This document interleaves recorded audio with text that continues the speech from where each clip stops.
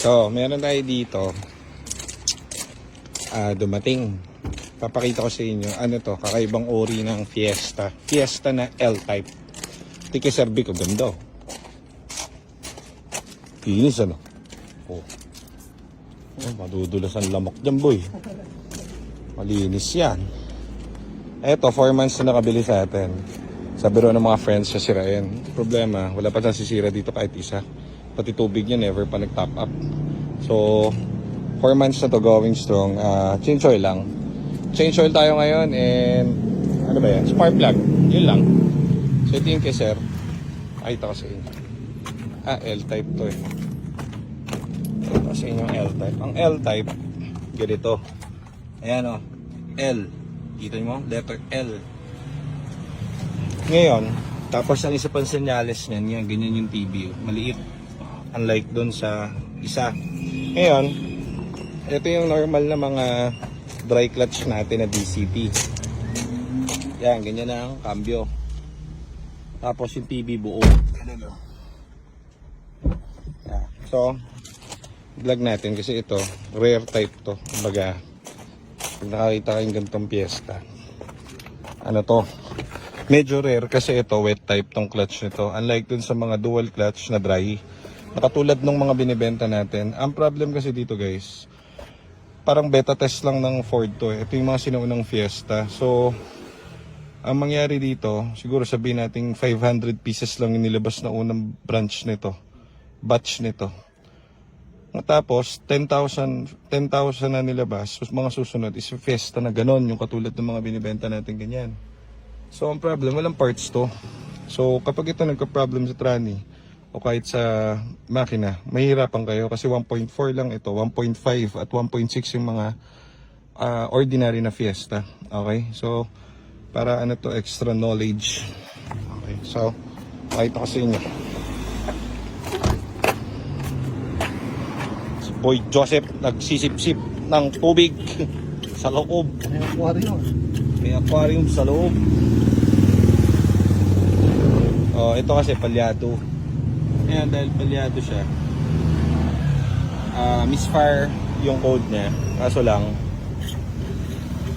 chinek nung mechanic natin eh, basang-basa ng tubig yung loob. So, kadalasan dyan, ang may singaw dyan, may butas, yung dalawang bilog sa loob. Kaso dito raw winelding eh. So, checkin natin.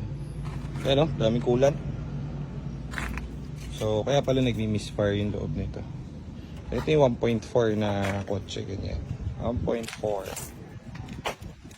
Dami tubig, sir? Bakit pumapasok yung tubig sir? May butas dyan sa loob eh.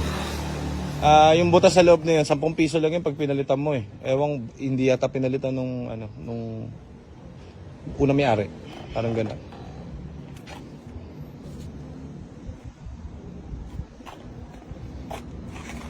Puro tubig ang kanyang head. So kahit palitan natin ng bagong spark plug eh diyan pupunta yung niyan. Doesn't mean nahalo yan. Kapag halo yan, kulay putik yan. Kulay gatas.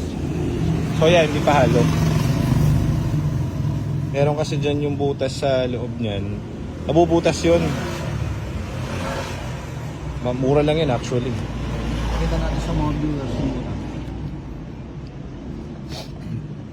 Buksan natin. Ayan. Eto sir nakasilan. Ayan yung butas sa gitna. Ayun pa Dapat siyang bakal. Niligyan na silan. Alin ba sir? Yung gitna na butas sir. No? Yung gitna sir. Pasok. Ayan, ito pa. Ayan, ito isa. Tapos yung isa. So dyan dumadaan yung tubig. So, imagine niyo kung siyempre kumukuryente yan eh. Delikado yan. May tubig sa loob. Eh pagka worst case yan, maghalo yan, pag umangat na yung tubig yan, or magka electrical problem ka. Kasi kuryente yan eh. Eh siyempre kuryente, tapos babad mo sa tubig, lubog mo yung kuryente doon, eh delicate siya. 10 piso lang yan eh, bilog na yun oh. Ibig sabihin, yung siguro yung gumawa, Di ba alam?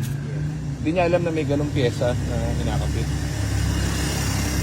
Ay, tubig oh, alubog oh. Lubogis. Sinilan? Ang utak. Hindi sila to. So, eto, pinambayad lang ng utang kay Sir to. Malayong malayo dito. Ito nakabili 4 months ago. Change oil pa lang ang nagagawa nito, boy. Ganda pa rin, oh. No? Wasari. Wasari ba, John? Wasari mo mucho. Ganda. Daily yan. Daily driven ng may-ari yan. So, ganda pati, naman, no? Formahan niya. Ang layo dun sa, no? Itim.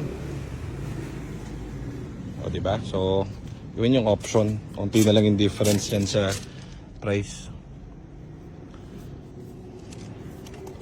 Walang ka-problem engine.